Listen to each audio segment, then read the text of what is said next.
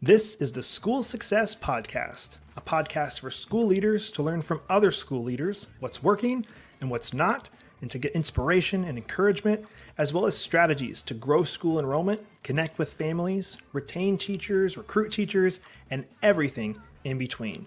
You guys are heroes, and I cannot thank you enough for pouring into this next generation that's coming behind us. My goal is you will take at least one thing away from every episode that you can take back to your school to make it better than it is right now. Please enjoy the School Success Podcast.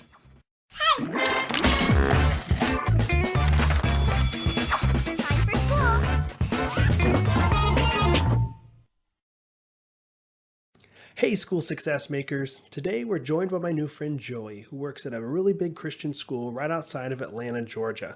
They got just over 1,000 students that go to their school, and they got some awesome things that they're doing. And we dive into all of it today. You're going to love this one, so stay tuned for this next episode of the School Success Podcast. Well, hello, everybody, and welcome to another edition of the School Success Podcast. I'm your host, Mitchell Slater. I'm joined by a new friend out of beautiful Georgia, Mr. Joey Morecraft, who is the Chief Academic and Innovation Officer of Fellowship Christian School, and they are in Roswell, Georgia. And they are booming. They're bursting at the seams. They got a ton of kids going. They got great sports programs. So they're doing a lot of things right, obviously, and we're going to dive into a lot of those today. But I don't want to take any thunder away from Mr. Joey, so I'm going to pass it off to him to introduce himself. So Joey, welcome to the podcast, sir. Thanks, man. I appreciate it. I'm glad to be here. I'm glad to have you. I always try to do this at the beginning of the podcast. You're in Roswell, Georgia. I know that's fairly close to Atlanta. I'd love to see, what do you like to do for fun? What is there to do for fun there in Georgia where you're at? Kind of anything you want. Georgia is a really cool mix of a really big metropolis in Atlanta, and then a short hour-and-a-half drive north. You can kind of disappear into the woods and go backpacking and hiking. And my personal favorite thing to do with my family is kayaking, actually. Oh, all right. So I'm assuming lakes and rivers then? Mostly rivers. I have two boys, and my wife likes a little bit of rapids. They like a little bit more rapids. So we pretty much stick to that, class 2. But it's pretty cool. We're right here in Roswell, and we can drive 5 minutes and hop on the river, or we can drive an hour and a half and hop on a different river. It's a really great place to live. Awesome. I have a really good friend of mine, just moved to Georgia from Florida, where we're at. And he was like, man, I just moved to Georgia. It's the greatest ever. And I was like, whoa. Florida's awesome too. What are you talking about? He goes, no, Mitchell, you don't understand. He goes, I bought 200 acres in the middle of nowhere, Georgia. And he goes, I built like a little cabin type house. He goes, I can hunt on my own piece of property. I can go, I think he said an hour and a half, and he's in Atlanta or something. I was just like, all right, man. And he is love it. He's like living his best life right now in Georgia. So it's crazy, man. We're about 30 or 40 minutes of Atlanta. And, like in my neighborhood, it's been a couple years ago now, they made a film in my neighborhood. And then I can drive literally 30 minutes and you would think, wait, there's no one around anywhere. Paul Rudd is in my driveway and in my neighborhood, and then 30 minutes away, it's, a deer. I know Georgia's got some big time films that are filmed there. I think wasn't the Hunger Games film there, and there's another big series. I think a series of movie series or a TV series. I think wasn't there another huge one recently that was filmed? Yeah, I think Stranger Things maybe, and then a couple other movies. Yeah, it's crazy how many, and they're all over Atlanta. Like where my school is, they filmed a significant portion of the Netflix series Cobra Kai, based on Karate Kid, and literally 300 yards from our property line. God, I wonder what the draw is for Georgia. I'm assuming good taxes. I'm assuming that's a big draw. I'm sure. Although it is hard to keep kids in class when there's a movie filming, right next to your property. I bet. I bet. Well, cool. I do love Georgia. I've been there, many times, because when we ever drive, we always have to drive through Georgia. And I know that there's no good time to go through Atlanta. I know it's a crazy traffic all the time. So, but tell me about this school. I know you guys are big. You guys have great sports programs. So just kind of a little bit background on the school and how long you've been there. Yeah, so Fellowship Christian School was at first in 1986. That's when it was established. but it was a mission of Fellowship Bible Church, which is the church that we share the property with currently. And they really just had a heart for reaching kids for the Lord. And what they did is they started this school kind of in faith. They bought this property and nobody knew it was there for a long time. It was like the best kept secret in Roswell, which right now is like, if you say that to my head of school right now, she'll not be happy with you because she hates that. But since that kind of really, really humble beginning, about, I don't know exactly when, but about 18 or 19 years ago, we separated from the church amicably. They said, you know what, y'all are doing fine. We're going to let you do your thing. And so we have a great relationship with the church currently, but we are unaffiliated with them. But they started a high school about 15 or 16 years ago, or actually it was a little bit before that. And we've just been growing literally ever since. I've been here for a while and I've seen every single year growth except for one. And it really is a really interesting place to be. Like I said, Roswell is a really fascinating city. Geographically, it's really big. Like the city itself spans two different counties. And so we have a really large reach, but also North Metro Atlanta, or Atlanta period, is a very unique city in that there are incredibly high numbers of private Christian schools per capita in Atlanta. I would put it up against just about any other metropolis city in the US because it's just incredibly high number of schools. So competition, if that's what you want to call it, is kind of fierce in Atlanta. Matter of fact, we have a school literally across the street from us who Mm. pulls from very similar demographic as we do. So it's a cool, really great city to be in. It's a really popular city. People love coming here. They love coming to the neighboring cities. Matter of fact, I heard the other day that Johns Creek, which is one of the school or one of the cities that we draw kids from, is one of the fastest growing cities in the US.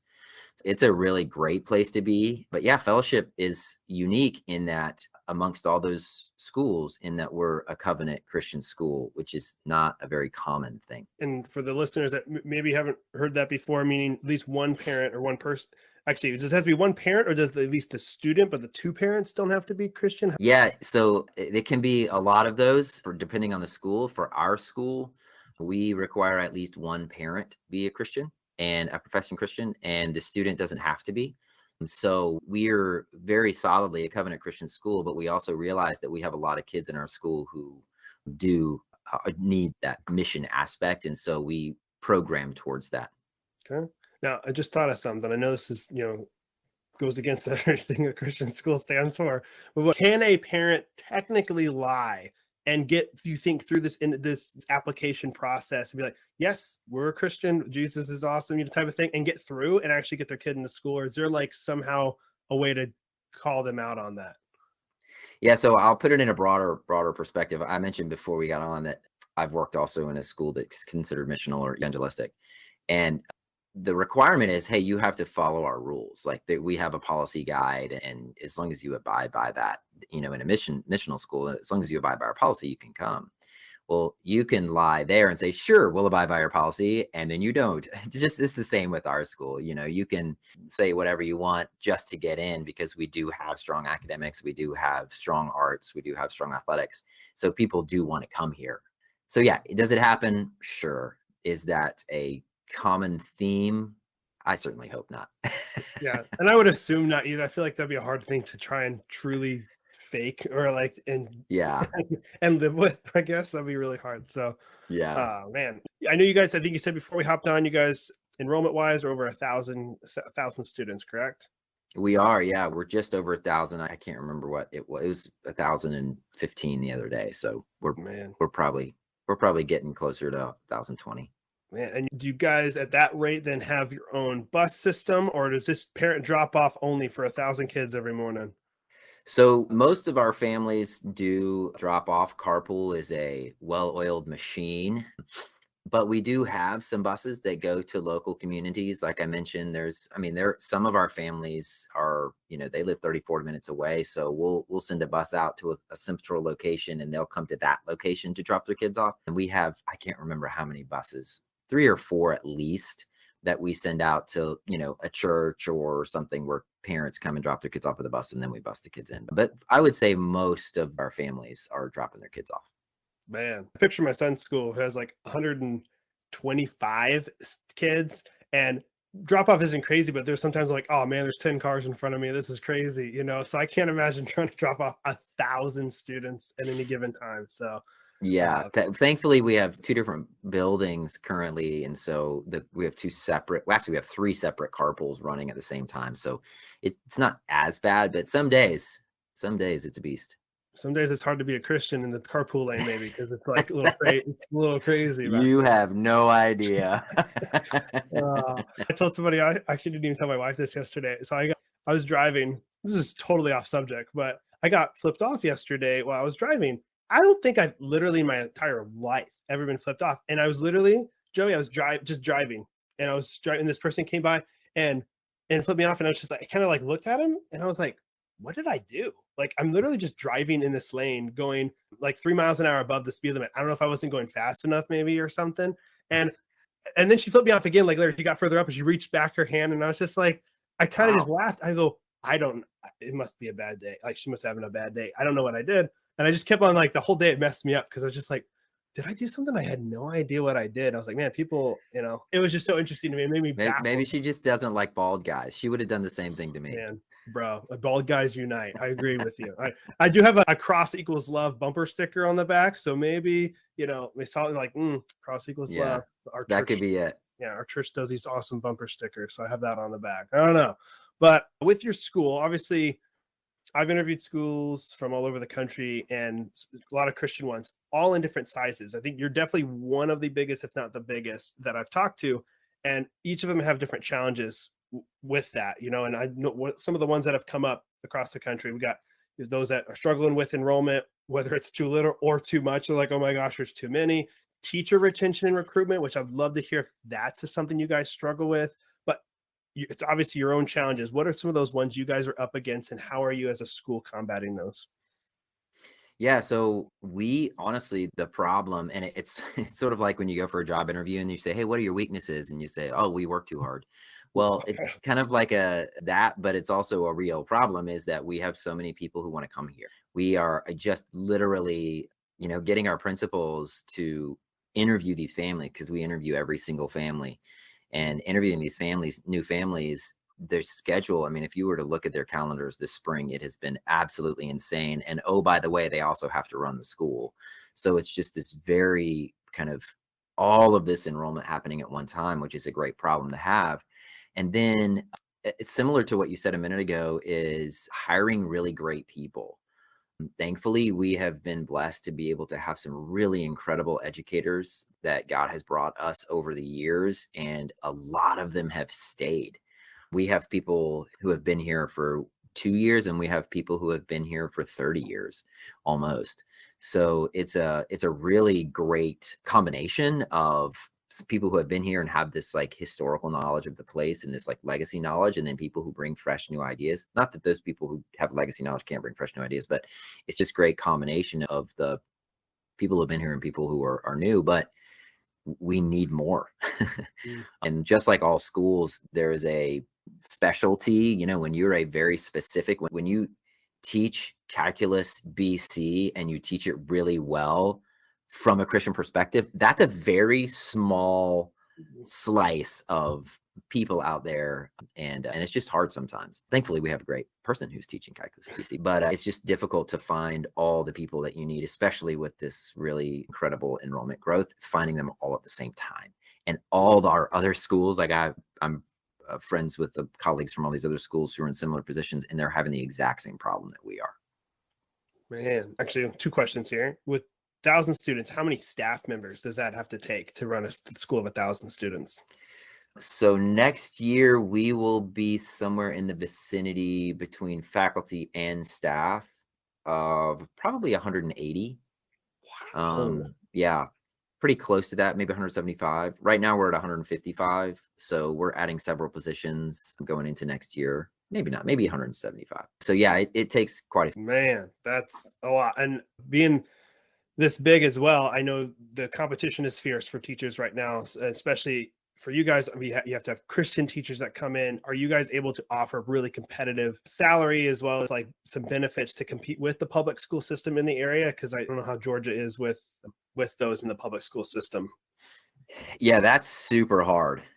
So unfortunately, we're not funded by taxpayers. So 100% of our revenue comes from tuition and charitable giving. So we also don't have the highest tuition in our area. As a matter of fact, we're one of the most, because one of our board wants us to be kind of affordable among private schools. And in Atlanta, affordable is really expensive. And so it's difficult because the public school system has an incredible, because we have really good public schools in our area, they are able to offer in terms of tuition more than we can. We just, Mm. they're literally, we can't offer what they can offer. What we can do, however, is offer a culture that's wildly different and really, really cool. And we can talk about that in a minute. But then also we are a growth oriented organization. And if you are interested in, so one of the complaints that because we've had several longtime public school teachers come to our school and they say, oh my goodness, it's so refreshing that I'm not bound by paperwork. So there is this kind of like, oh, I get the freedom to actually teach. And I'm not saying all public school teachers are bound by paperwork, but that's the feedback that we've gotten. And so what's cool about that is we can offer them a very different culture than at least the ones that have come here or have experienced before. But at the same time, provide them the opportunity to grow in ways maybe they didn't have the opportunity to before. Because like I said, our public schools in the area are really good schools, and these teachers who are in these public school systems are really amazing teachers, and they're doing really amazing things. And if we can kind of get them to come to our school and say, hey, look, we may not be able to match 100% what you're doing over there, but is it worth the whatever? And some have said yes, and some have said no. So that I think actually is a goal of ours, is to kind of help figure out that balance. And I know I've heard multiple times from people, and everybody has their different opinion on it. Money isn't everything. Obviously, people have to have money to survive, of course. We all know that. But feeling loved and appreciated and taken care of by a staff, like that goes so much farther than I know I've heard from other people. They might not get that as well in the public school system. They might also not get it in a private school setting either. I mean, that's of course true Right, right. too. But truly, treating those teachers is like, you are awesome. Like, oh my gosh, you're awesome. Like that's going to go a long way. So that's awesome that you guys are doing that. Any other challenges that you wanted to share before we jump on to the next section? I think unique to our school, challenges that are unique to our school is balancing all the things. So, we're a pretty big school with a lot of people in it, and making sure that our leaders, our faculty, our staff are able to balance not only their work life, their home, because a lot of our teachers are also parents who have kids in our school, but also just being able to say, hey, look, this is your time to be your dad or your mom. This is, don't work on the weekend, that sort of thing, which you tell that a teacher and they kind of roll their eyes. But there is that sort of, hey, let's, as an institution, how can we help you have that balance in your life of, yes, I know what I'm doing. Let me do what I'm doing. And then also, hey, how can we come alongside you and help you grow?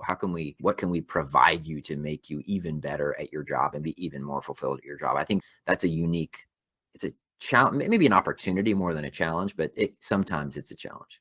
Well, something I just thought of that I haven't asked one of the Christian school guests before is how you guys handle having substitute teachers, because it's obviously not like the public school just goes, hey, call them up, boom, they come in. But you guys obviously they have to meet certain standards. So if four people call out sick or something, how do you guys handle that with substitutes?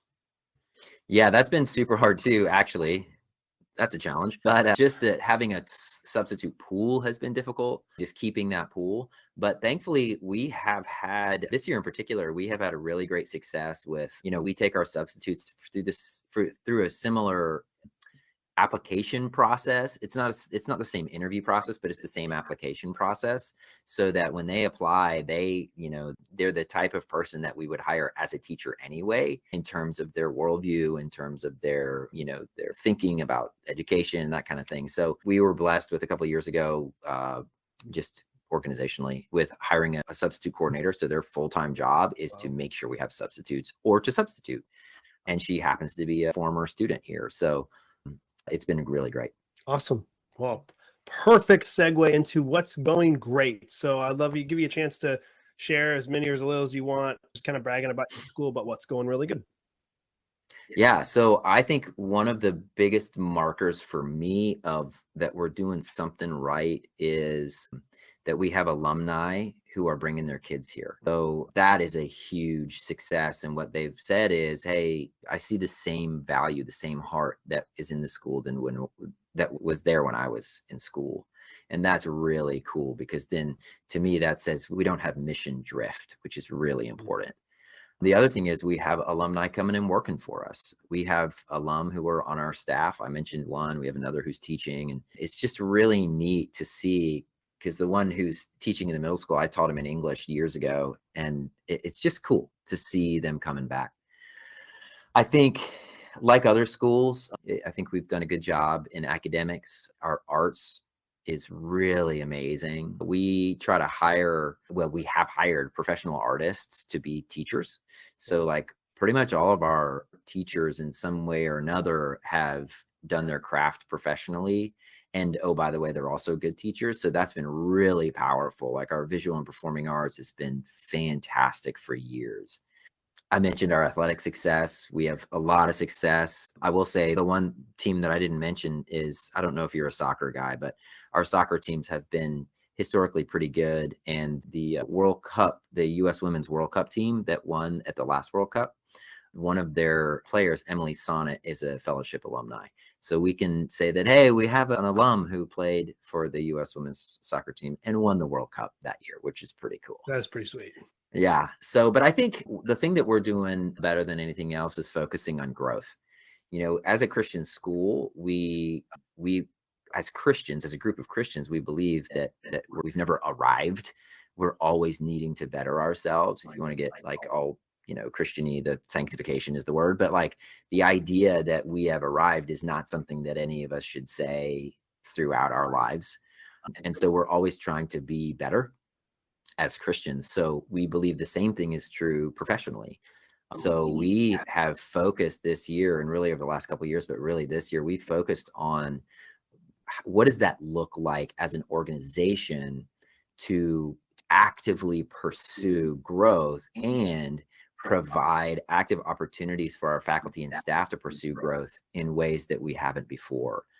So what that means is we have this, and it would take too long to explain, but we have this entire framework of growth where everyone on our staff is required, quote unquote, to grow. But what we've done is we've separated growth from evaluation. So in the traditional model of evaluation, you have teachers are observed by an administrator a couple of times a year, and then you're given a contract based on that 90 minutes, which if you think about it, and you're basing your entire career on 90 minutes of observation, that does a couple of things. Number one, it makes sure you don't take any risks whatsoever. And number two, it's probably going to be inaccurate because so heavily depends on the mood the administrator was in that day or what just happened as he walked in, right? Like if he was in your car when you got flipped off and then he came to your observation, it's like, I'm not even paying attention because I can't figure out what's going on. But we've separated that. So growth and evaluation are different. We've created a binary kind of list of things like this is what you have to do for evaluation purposes. Growth purposes over here are not quantitative. We don't like, oh, how much did you grow this year? Because that's what your contract's gonna be on. It's not that. It's that they're authentically engaged in growing. And we have a couple of different ways to benchmark that. But that to me had a significant impact on our school and on our culture. And I'm really excited to see in the future, in the next year or two, the impact that has on students. Because when I was in graduate school and postgraduate school, like I was a better teacher at that time because I was being forced to grow at some level. And I feel like if we can kind of create that organically at fellowship, that is going to pay off dividends for our students. We're not quite there yet. But anyway, so I think that's one of the things right now that I'm really excited about seeing. Part of that though is that I'm the innovation guy, quote unquote, which it's a very heavy burden to carry sometimes. Like, oh, you're the innovation guy. You give me a good idea. But it really is just about helping create positive change where positive change could happen. That doesn't mean necessarily that you're taking something bad and making it good. It could be that you're making something great better. And that's, I think, to me, a really, really exciting place to be. I say this sometimes that we have the distinct pleasure of not being the church. And the reason I say that as a Christian school, and the reason I say it that way is that, the church is something that was designed by God. And it was something that he says, this is my church. I've developed this church, this group of people, they're my people. And this is what I want you guys to do. I want you to be in community with each other and all that. As a Christian school, and I've talked to other schools who've had some of the same experience, is that a lot of families have, because of the busyness of their lives or because of COVID and they just stopped going, is that, oh, well, my kids are at a Christian school, they don't need to go to church. And there's a distinct difference between what we're trying to accomplish at school and what a church is trying to accomplish at church.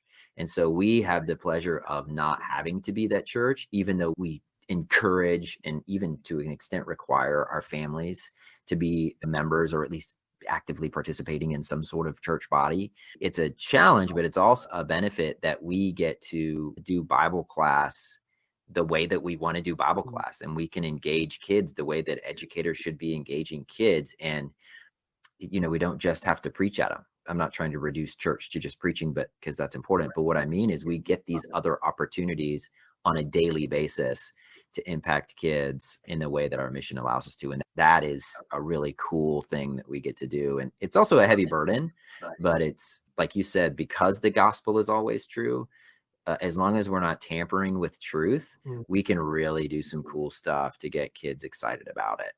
Working on our Bible curriculum right now. And for one of our Bible classes, we were trying to come up with, okay, what's the end game? What's the thing that we would want to know this kid to walk out of class knowing the answer to? And the question was, what would you die for? And that we don't prescribe the answer, but like we want them to arrive at this place where they know what they would die for at the end.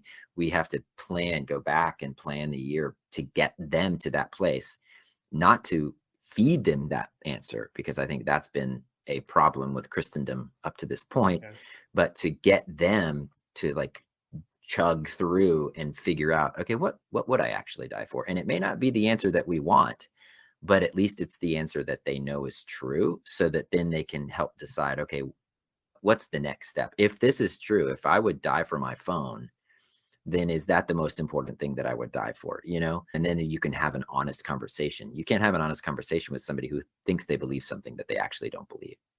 But then the framework is that you're talking about of accountability. We actually call them growth plan coaches. And we actually have that built into our framework, that every teacher meets with their growth plan coach to help keep them accountable for these growth goals that they're accomplishing every year. And then at the end of the year, which we just did this last week, and it was really cool.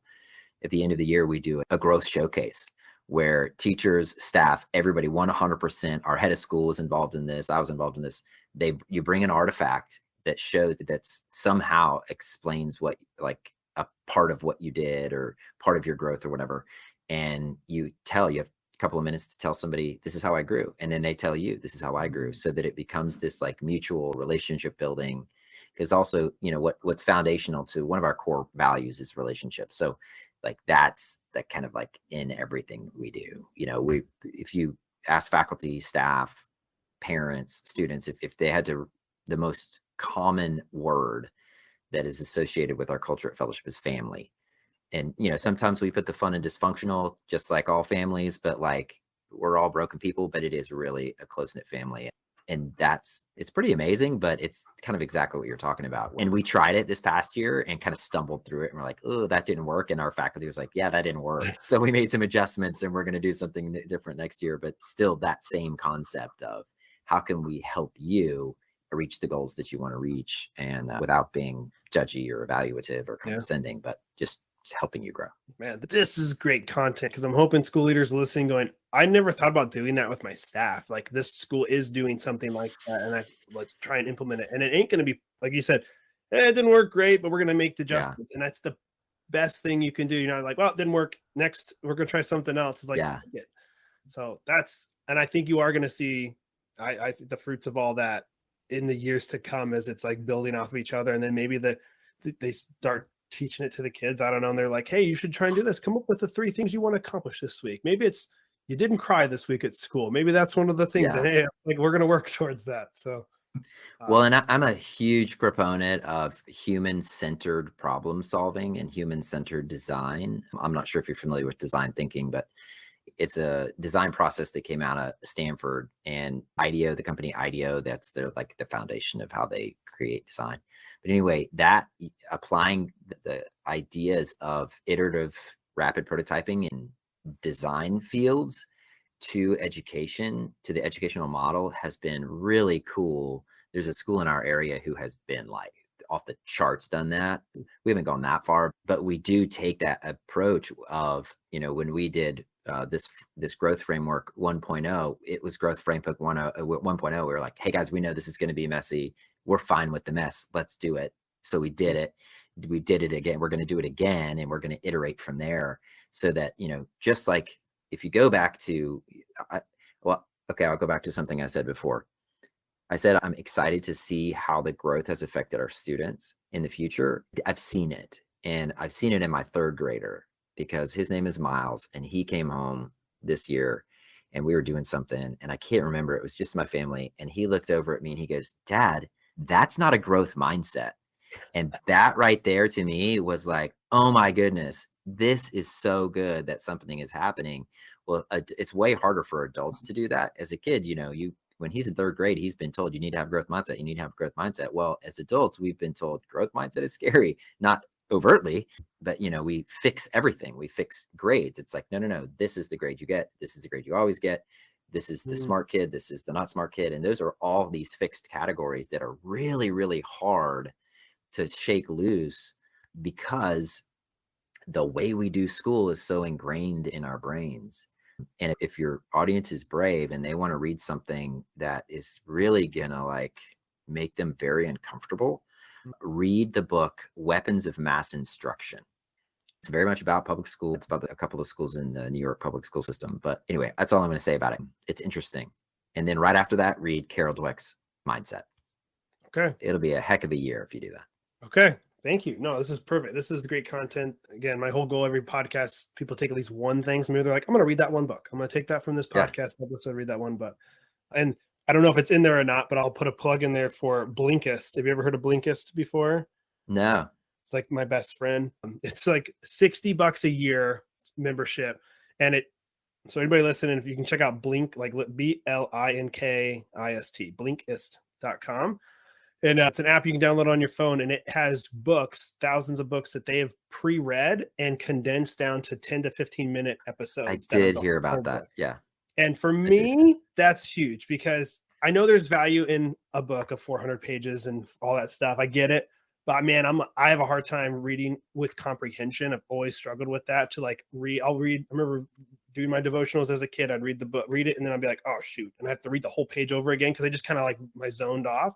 But I can listen really good. So they do these huge long books and it'll be 15 minutes. And I'm like, I feel like that's a really good book. And maybe it's like then audio cliff notes. Exactly. And I love it. So I'm going to look if it's in there. You should. Yeah. I taught English for 20 years and stayed in school for way too long. I got a PhD in literary studies. So I can't not read books. That's like my, I can't not. Being an English person, I get it. I'm going to look it up right now while we're there's one in here, Weapons of Math Destruction. That's not it. I think it's John Gatto or Gatto. I can't think of the author's name. John. I got doing it live. Let's see if there's anything. Nope, I don't think that one's in here. But you guys are gonna have to read that one. But that's okay. But I love Blinkist for that. And I want to ask you two final questions. One around. I know you guys. You said you get all your money from tuition. Do you guys do anything in the terms of fundraising? And if so, which ones are like, man, this is a great fundraiser for us. It works really well. So if there's any schools listening that need a fundraiser to do this year, they can use one of yours. Yeah. So 100% of our operating budget is funded by our tuition, which is amazing. That is a huge blessing. In terms of fundraising, we actually do very few kind of traditional fundraisers like selling wallpaper or, when I was a kid, the Entertainer. I don't know if you ever did that, but it was just like this little book of coupons that you forgot and left in a drawer and never used. But we do very few of those. We do an annual fund every year. and we do it in 10 days. We start it and finish it, because what we found is our parents, it's when you pay a tuition, unlike public school where you don't have to pay tuition outright, it's just comes off your taxes. Yeah. But when you have to pay tuition and then you're asked again, and then you're asked again, and then you're asked again, and then there's this generosity fatigue that Mhm. happens. And so we try to say, hey, look, this is what we need. Here's why we need it. One and done. I mean, there's always little things that pop up now and again, but we try to be really thoughtful about that aspect of our parent and faculty staff population, that we say, hey, we're just going to do this thing and we're going to knock it out in 10 days. And if you're a private Christian school and you do an annual fund, that is a powerful way to do it if you can get it done. We Yeah. have seen so much good, and just the generosity of people just kind of like is amazing every year. Yeah, I like that better too, because I feel like as a parent, I'd be like more apt to donate more and be a part of it if it's just one time and they're like, "Hey, we're gonna build a new Yep. playground. We're gonna buy a bus or something." Be like, "Here you go." Like that's cool. And then Yeah. yeah, I agree. Yep. That's exactly it. Well, as we kind of wrap it up and close it out, I always like to ask the guests, give you a chance to share a piece of wisdom or advice that you would share with any of the school leaders that are listening. Yeah, I think this is something that I've been thinking about recently for a couple of different reasons, but listen to your people. What I found is, it's just like students. When there's a researcher out of Notre Dame that I love, his name is Christian Smith, and he said years ago, I got to hear him speak, and he was in a room full of educational leaders, and it was hilarious because he looked at all of us, and he goes, the problem with you educators is that you forget the most important thing about education, and that is that you have far more in common with your students than you don't. And if we approach teaching and leading in that way in education, and we say, okay, my kids are capable and able to do far more than I'm giving them credit for in the classroom, on a project or whatever, the same is true of our employees.